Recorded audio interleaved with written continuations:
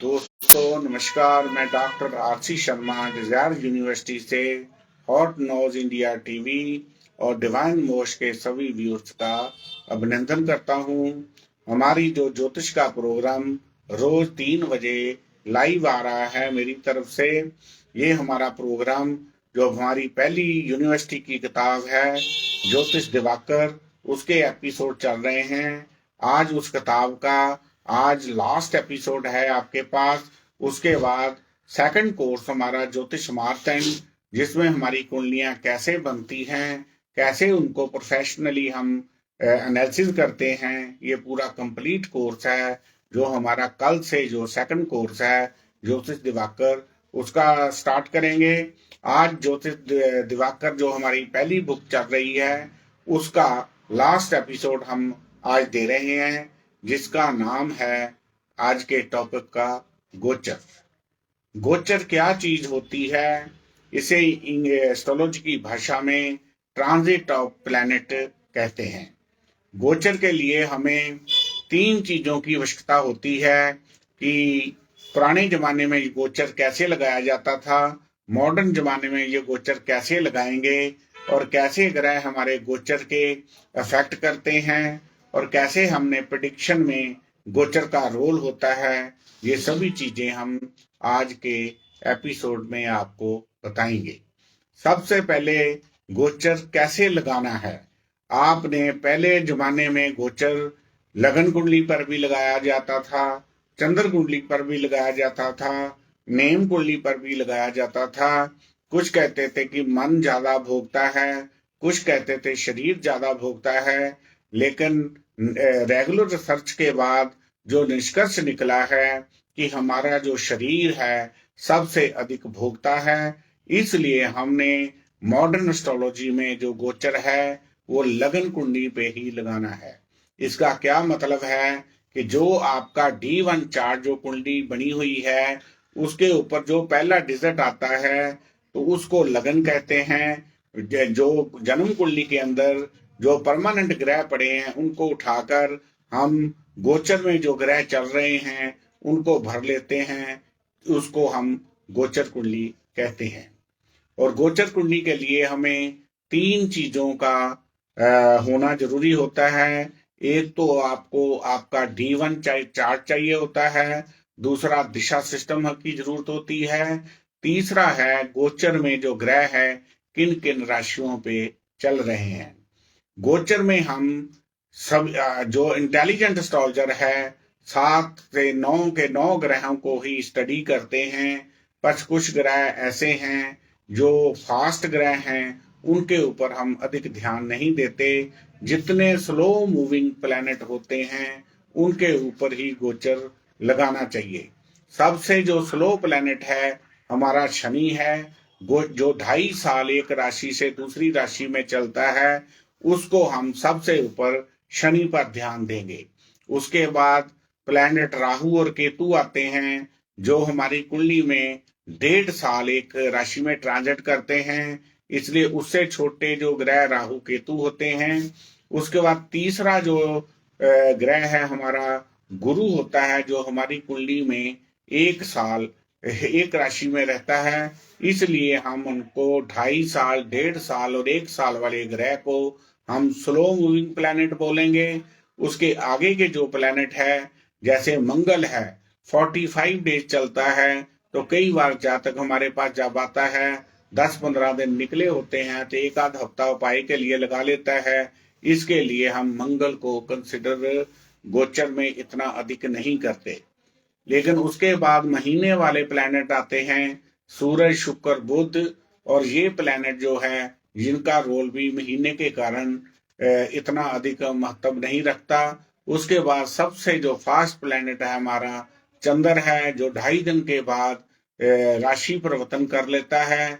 इसलिए हमें long run study के लिए जो स्लो मूविंग प्लैनेट है उन पर ध्यान देना चाहिए। फास्ट मूविंग प्लैनेट पर अधिक ध्यान नहीं दिया जाता है। पर जो इंटेलिजेंस एस्ट्रोलॉजर है वो सभी ग्रहों पर गोचर लगा के सटीक प्रेडिक्शन करते हैं।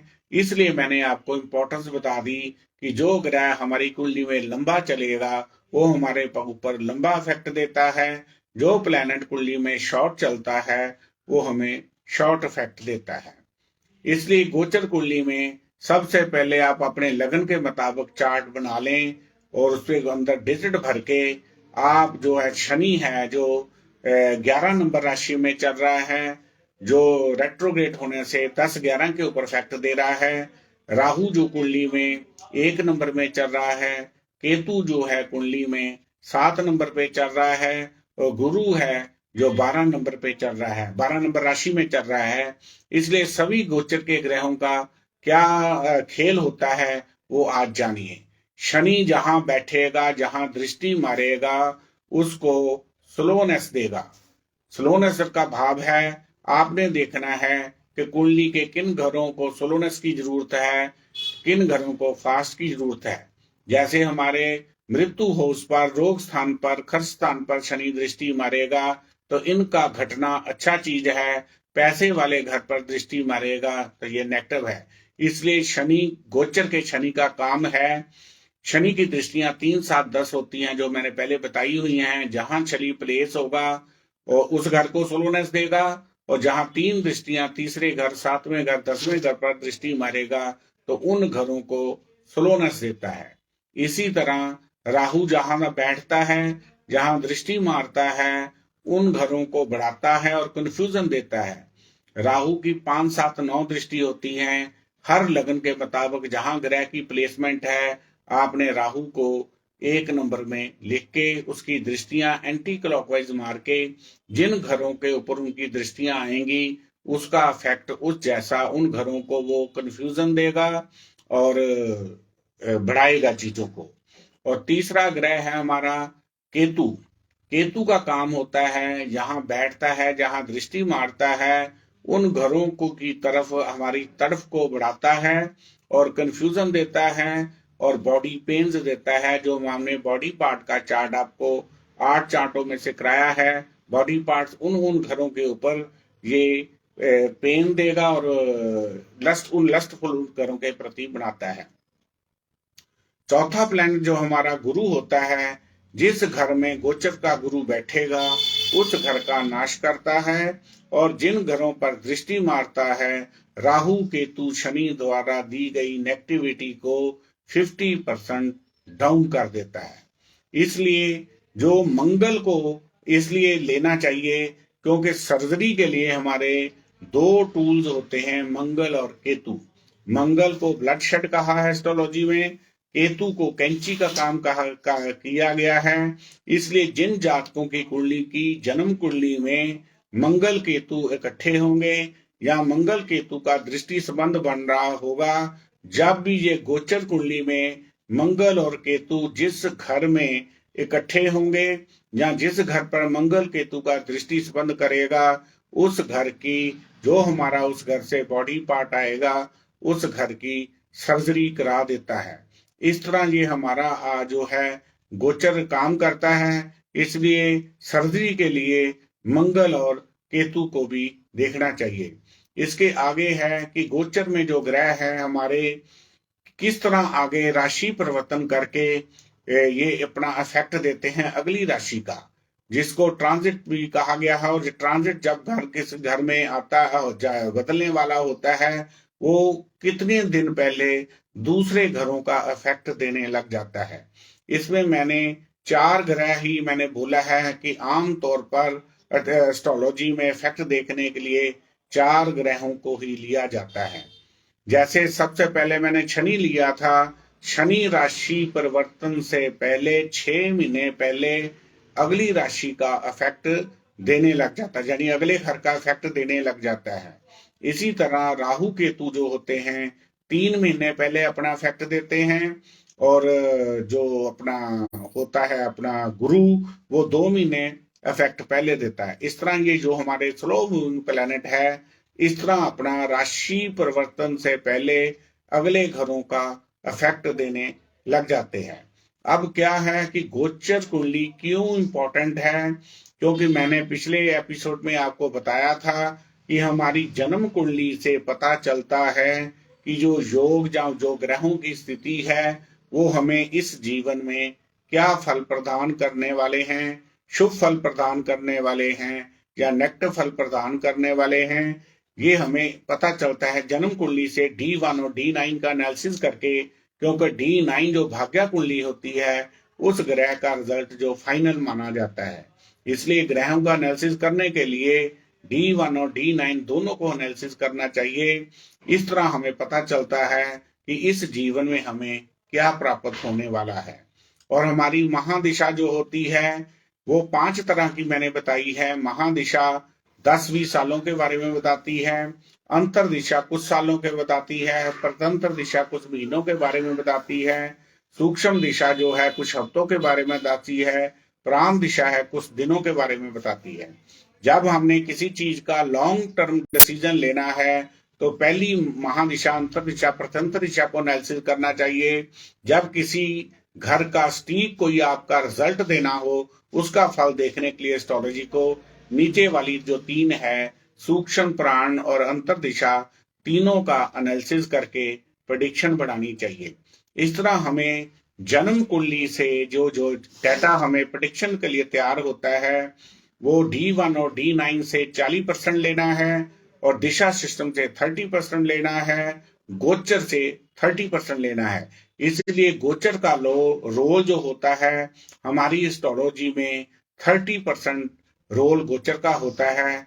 इस तरह किसी भी भविष्यवाणी को करने के लिए हर एस्ट्रोलॉजर को 3 स्टेप में ये चीजें ऐड करके फाइनल प्रेडिक्शन बनानी चाहिए।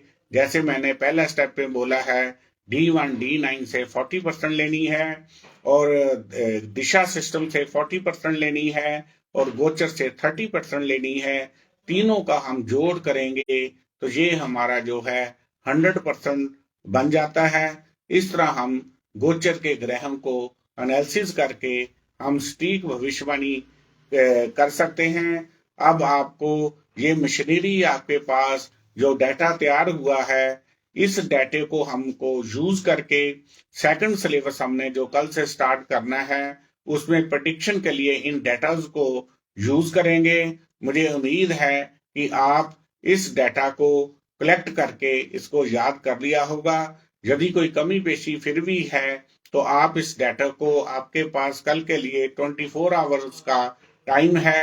कोई भी चीज आपको नहीं याद है तो उसको रिमेंबर कर लें, मेंबर करने के बाद आपको उन चीजों का प्रयोग जो है सेकंड हाउस में कैसे करना है, किस विधि से करना है, कैसे प्रोफेशनल डेवा हमने प्रेडिक्ट करना है, ये सारी चीजें जो हमारा आगे का कोर्स है उसमें हम डिटेल में बताएंगे।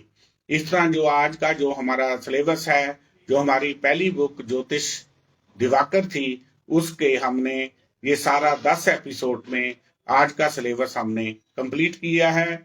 यदि कोई आपको कोई इसके पास से भ्रांति हो, हमारे चैनल को संपर्क कीजिए, मुझे संपर्क कीजिए, हम आपकी पूरी इस कोर्स में सहायता करेंगे। लेकिन मुझे दुख है कि अभी तक किसी भी कस्टमर ने हमें कोई मैसेज नहीं भेजा है कि ये प्रोग्राम आपको कैसा लग रहा है। यदि आपकी सपोर्ट होगी तो हम इस प्रोग्राम को आगे कंटिन्यू रखेंगे। जो हमने 52 एपिसोड की आपको कमिटमेंट की है, यदि आपका इंटरेस्ट इसमें कम लगा तो मुझे खेद होगा कि हमें बीच में भी छोड़ना पड़ सकता है। इसके लिए ये आपके ऊपर डिपेंड है कि इस प्रोग्राम को हम जारी रखें या इस प्रोग्राम को स्टॉप करें। यदि तो आपने ज्योतिष सीखना है तो ये 52 एपिसोड को आपको देखना पड़ेगा। यदि आपने सिर्फ कोई एस्ट्रोलॉजी के ऊपर क्वेश्चन आंसर ही देखने हैं तो वो हमारे आगे के लाइव शो में डेली हम कोई ना कोई किसी की प्रॉब्लम्स को शेयर करके आपकी अवेयरनेस को बढ़ाते रहेंगे। यदि आपके पास कोई पर्सनल कोई इंक्वायरी है तो आप हमारे चैनल को या मुझे ये आप संपर्क कर सकते हो। हम आपकी हर इंक्वायरी का जो जवाब हम आपको देंगे। इसलिए इस तरह हम एस्ट्रोलॉजी का जो सेशन है, ये आज जो हमने 10 एपिसोड में यही प्रयास किया है कि आपको ज्योतिष में एक्सपर्ट कर दे। क्योंकि ज्योतिष मैंने पहले भी बताया है कि ये एक ऐसी आज के युग में बिग इंडस्ट्री बनता जा रहा है। मैंने भी अपनी यूनिवर्सिटी की जो रजिस्ट्रेशन है वो इंडस्ट्री डिपार्टमेंट एक्ट के अंडर सेंटर से रजिस्टर्ड करवा के इसको मिली है, क्योंकि अभी तक हिस्टोलॉजी को एजुकेशन का दर्जा नहीं मिला है। इसलिए आप इंडस्ट्री के रूप में इसे यूज करके इसमें थोड़ी सी इन्वेस्टमेंट करके, या जो हम फ्री आपको दे रहे हैं इसके ऊपर ही आप काम करें, रिसर्च करें, तो आप इसमें लाखों रुपया कमा सकते हो आज के युग में। और आने वाले युग में ये जो इंडस्ट्री है बहुत बड़ा नाम कमाने वाली है। जैसे कि कई बार हमारे पास आता है कि ये इंडस्ट्री को गवर्नमेंट इतना प्रेफर नहीं करती, बैंकों में जाएं तो इस एक एस्ट्रोलॉजर को लोन नहीं मिलता। ये ऐसी चीजें हमें सेमिनार में हम जाते हैं तो हमें देखने को क्वेश्चन में आती हैं। इसलिए मैं इस पर भी काम कर रहा हूँ। 10-15 साल से मैं सेंटर से इस बारे में कांटेक्ट में हूँ और इसको एजुकेशन का दर्जा जो है बहुत जल्दी ही मिलने वाला है। अब घबराने की जरूरत नहीं है, किसी एस्ट्रोलॉजर को भी सिर झुकाने की जरूरत नहीं है। इस इंडस्ट्री में आपको आने वाले दिनों में या कुछ ही सालों में आपको इंडस्ट्री का दर्जा इसमें मिलने वाला है। जैसे बैंकों से इंडस्ट्री के लिए लोन मिलते हैं, इसी तरह एस्ट्रोलॉजी में भी आपको इसी तरह लोन लेने में कोई प्रॉब्लम नहीं आएगी। आने वाला वक्त है जो एस्ट्रोलॉजी का जो फ्यूचर है बहुत ही राइज करने वाला है। इन शब्दों के साथ मैं आपसे वाणी का विराम लेता हूं। यदि आज का टॉपिक जो मैंने गोचर के ऊपर दिया है आपको पसंद आया हो तो हमें इसके ऊपर अपने सुझाव दीजिए।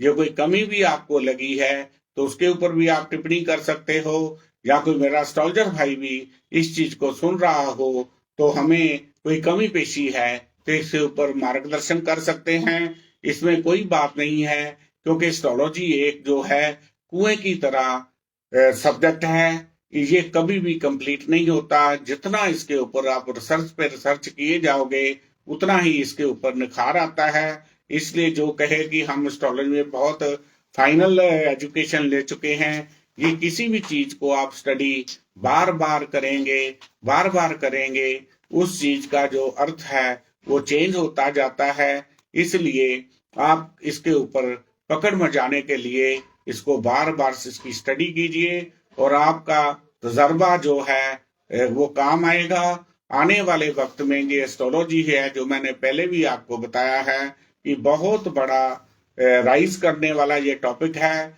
आने वाले दिनों में ये मेडिकल कॉलेजों में, स्कूलों में मेरे पूरी उम्मीद है कि ये एज ए सब्जेक्ट भी बच्चों को पढ़ाया जा सकता है, लेकिन अभी इस तक इसके ऊपर कानून नहीं बना। आने वाले दिनों में ये पॉसिबल है कि ये सब्जेक्ट जो है स्कूलों कॉलेजों में भी पढ़ाया जा सके।